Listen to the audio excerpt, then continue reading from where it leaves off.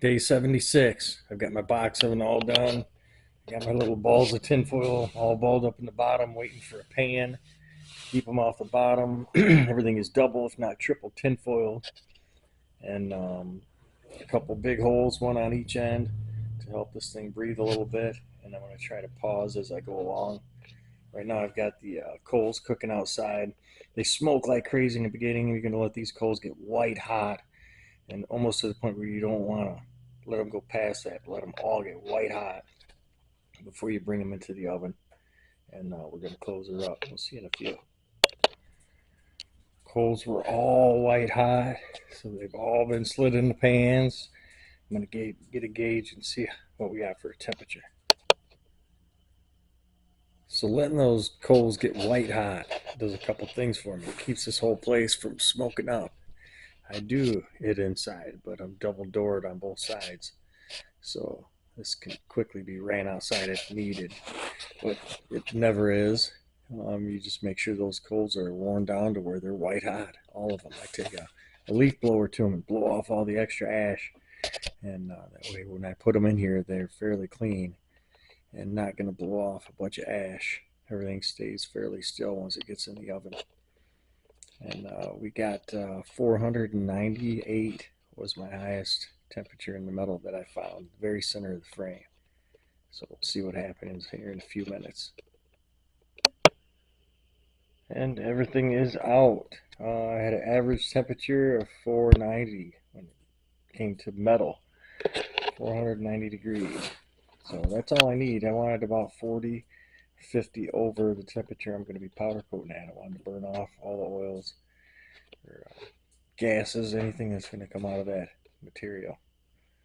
So the oven itself is untouched. I mean, you could probably do this, I don't know, a dozen times. You got a patch up here and there where I hit the aluminum foil and whatnot, but pretty basic fix up here.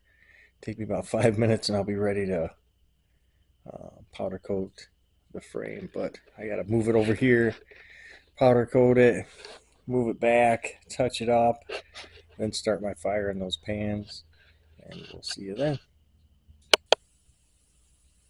Coated and back over. Just had enough to cover this thing, so we'll see what happens. But in the end, you can always paint over if you miss something. Powder coat is just paint. It's just baked on. You can paint right over it. So we'll see what happens here. I got my coals cooking. I'm going to wait for them to get red hot. It takes about 20-25 minutes. Let these things get white hot. And we'll bring them in and fire up. See what we got. All the coals in. Got everything to start to wash out. So they say like 20 minutes. So I set the timer for 22 minutes just in case I was early. And we'll see what we get. But yeah, nothing smoking, nothing crazy. A little bit of ventilation in here, and it seems pretty good. But those coals have to be white hot. Before then, yeah, they smoke like crazy, and you're gonna have a garage full of smoke, or even just smoke up in the paint. You don't want that, so you want to dissipate all that. So see you in a few. All right, it's been about 22 minutes. It says it's all done. This is why I put this hard lip on the front. I try to strengthen that lip because it's just me when it comes to finishing up. Oh yeah, look at that. Beautiful. Beautiful. All right, let me get it opened up. Get these hot coals out of here. Be right back. And that is that. She is powdered up.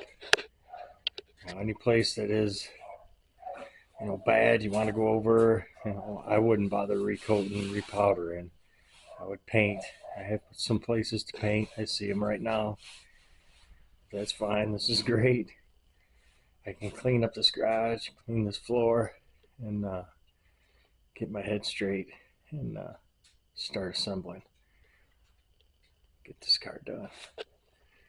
All right, that's it. But you got to keep those pans off the floor.